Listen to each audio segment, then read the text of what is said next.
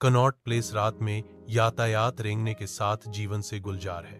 Club paradise के अंदर अमन माया के साथ अपने नए प्यार का जश्न मनाता है। नयन, रोहित और मिताली के साथ एक गिलास उठाता है। मिताली पूछती है, आप अपनी शादी के टूटने का आनंद कैसे ले रही हैं?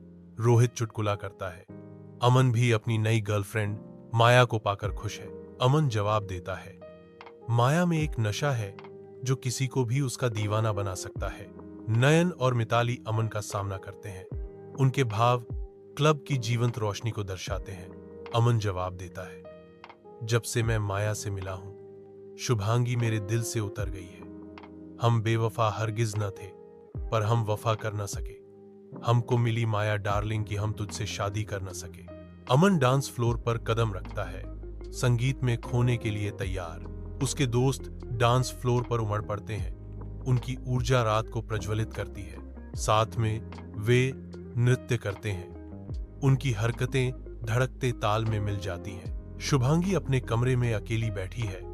उसके चेहरे पर आंसू बह रहे हैं। वह अमन की पुरानी तस्वीरों को देखती है। उसका दिल यादों से भरा हुआ है। धुंधले कमरे में परछाइयां भयावह रूप से नाचती हैं, क्योंकि रीमा घोषणा करती है, अमन को मर जाना चाहिए। शुभांगी की आवाज प्रतिशोधी संकल्प के साथ गूंजती है, उसे मेरे द्वारा शाप दिया जाएगा। रीमा की आंखें गुस्से से चमकती हैं, क्योंकि वह कसम खाती है, अगर मैं कर सकती तो मैं उसके सीने में एक छुरा घोंप देती। अमन अपने दोस्तों के साथ खुशी से नाचता है, क्लब पैराडाइज की जीवंत ऊर्जा में खोया हुआ। माया के कॉल करने पर उसका चेहरा खुशी से चमक उठता है।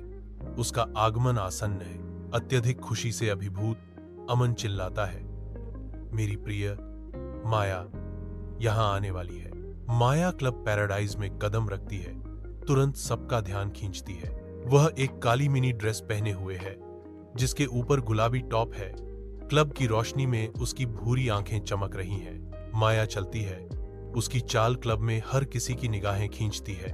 जैसे ही माया करीब आती है, अमन उसे चूमता है। माया जवाब देती है। उसके होंठ उसके होंठों से चुंबन में मिलते हैं। अमन गर्व से माया को अपने दोस्तों के सामने पेश करता है, जो तुरंत ही उसकी सुंदरता और बुद्धिमत्ता से मोहित हो जाते हैं। अमन माया को गले लगाता है, उसे डांस फ्लोर पर ले जाता है, क्योंकि संगीत तेज होता है। वे एक साथ चलते हैं, लय में खोए हुए, क्योंकि रात उनके चारों ओर धड़कती है। एक संक्षिप्त नृत्य के बाद माया अमन के करीब झुकती है।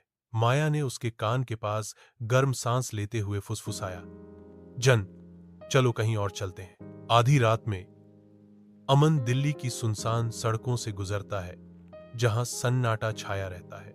चलती कार के अंदर माया जीवंत संगीत के साथ रात को रोशन करती है, जो एक तात्कालिक नृत्य के लिए मंच तैयार करती है। जैसे ही वे झूमते और थिरकते हैं, कार एक मोबाइल डांस फ्लोर में बदल जाती है। रात की लय में खो जाते हैं। यात्री ताल में झूमते हैं, उनके शरीर हिलते और चलती कार में झूमते हैं। अमन ब्रेक लगाता है। कार आगे की ओर झटके से बढ़ती है। माया सवाल करती है, आपने यहां कार क्यों रोकी? जान, अमन ने जवाब दिया, मैं कल ऑफिस की ओर से 10 दिनों के लिए बेंगलोर जा रहा हूं, इसीलिए आज रात। माया अमन की आंखों में शरारत को भांपते हुए उसे पीछे की सीट पर खींचती है। वह उसकी शर्ट के बटन खोलना शुरू करती है। उसका स्पर्श एक चिंगारी भड़का देता है। अमन का हाथ उसकी स्कर्ट के नीचे फिसल जाता है, जिससे उसके अंदर एक बेचैन इच्छा जाग उठती है। वह अमन को सीट पर धकेलती है और उसके ऊपर चढ़ जाती है। शुद्ध आनंद के एक पल में खोए हुए वे एक दूसरे के शरीर का पता लगाते हैं। इस सुनसान जगह में उन्हें देख रही अदृश्य आंखों से बेखबर उन्हें पता नहीं था, एक मूक दर्शक छिपा हुआ था। उनकी निगाहें होंडा सिटी के अंदर हो रहे अंतरंग दृश्य पर टिकी थीं। एक शाश्वत आलिंगन के बाद अमन नंगे सीने माया को करीब से पकड़े हुए है।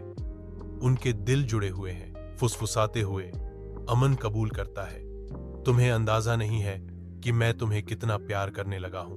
माया का चंचल स्पर्श अमन पर बना रहता है। उसकी आंखें उत्तर खोज रही हैं। मुझ में ऐसा क्या खास है कि तुमने मेरे लिए अपनी प्रेम विवाह भी तोड़ दी? माया पूछती है। गाड़ी के अंदर अमन दिल से ईमानदारी से बात करता है, माना मैं कॉलेज से शुभांगी को डेट कर रहा था, लेकिन जो तुम में है वह उसमें नहीं है। अमन धीरे से माया की नंगी पीठ सहलाता है। धुंधली रोशनी वाली कार के अंदर माया अमन को देखती है। उसका भाव भ्रम और चोट का मिश्रण है। क्या तुम मेरे साथ कभी सो नहीं पाए, या तुमने सोने नहीं दिया? माया पूछती है। उसकी आवाज मुश्किल से फुसफुसाहट है। अमन धीरे से जवाब देता है, ऐसी कोई बात नहीं है। कार के अंदर माया अंधेरे में अपना फोन चेक करती है। माया चुप्पी तोड़ती है। मुझे मेरे घर पर छोड़ दो, मुझे भी कल ऑफिस जाना है। इन शब्दों के साथ माया अपना सामान इकट्ठा करना शुरू कर देती है। जाने की तैयारी कर रही है। माया अमन से अलग हो जाती है और कपड़े पहनना शुरू कर देती है। दक्षिण दिल्ली के पौष समाज के केंद्र में अमन माया के साथ हाथ में हाथ डालकर कार से बाहर निकलता है। मुझे तुम्हारी याद आती है, अमन फुसफुसाता है। माया को चूमने से पहले अमन घोषणा करता है, 10 दिन बाद मैं तुम्हें अपने माता पिता से मिलवाऊंगा, ठीक है? माया एक हल्की मुस्कान के साथ जवाब देती है, मैं तैयार हूं। एक कोमल क्षण में माया उसे होंठों पर वापस चूमती है। अपनी विदाई चुंबन के बाद माया समाज में प्रवेश करती है। सोसाइटी के बाहर गार्ड माया और अमन को देखता है। बड़बड़ाते हुए माया मेम साहब का नया शिकार। अमन माया के गायब होने का इंतजार करता है, फिर चला जाता है। पश्चिमी दिल्ली में अमन अपने अपार्टमेंट में अकेला रहता है। शहर की भागदौड़ के बीच एक अकेला व्यक्ति।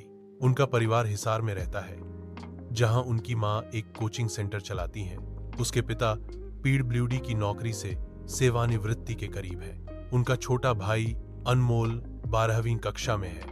अमन एक बहुराष्ट्रीय कंपनी में मार्केटिंग मैनेजर के रूप में काम करता है। पश्चिमी दिल्ली में अमन रोजमेरी सोसाइटी तक गाड़ी चलाता है। उसकी कार के ब्रेक चीखते हैं। अमन अपनी घड़ी देखता है, देर से हो रहे समय को नोट करता है। सोसाइटी गार्ड की कुर्सी खाली पड़ी है। सन्नाटा केवल शहर की दूर की गड़गड़ाहट से टूटता है। सड़क के कुत्ते भी झपकी ले रहे हैं। रात की शांति में अमन अपनी कार से निकलने की तैयारी करता है। उसे पीछे छिपे हुए व्यक्ति की उपस्थिति का पता नहीं है। एक ठंडी दहशत उस पर छा जाती है, क्योंकि वह पिछली सीट पर एक अवांछित उपस्थिति महसूस करता है। अमन डर से कांपते हुए सामने के दर्पण में एक अंधेरी छाया को साकार होते देखता है। वहां कौन है? अमन पूछता है। उसकी आवाज कांप रही है, जैसे ही रात की हवा कुत्तों के उन्मादी भौंकने से भर जाती है। रात भड़क उठती है, क्योंकि कुत्ते जागते हैं और अमन की कार की ओर दौड़ते हैं। उनकी भौंकने से उसका बढ़ता डर गूंजता है।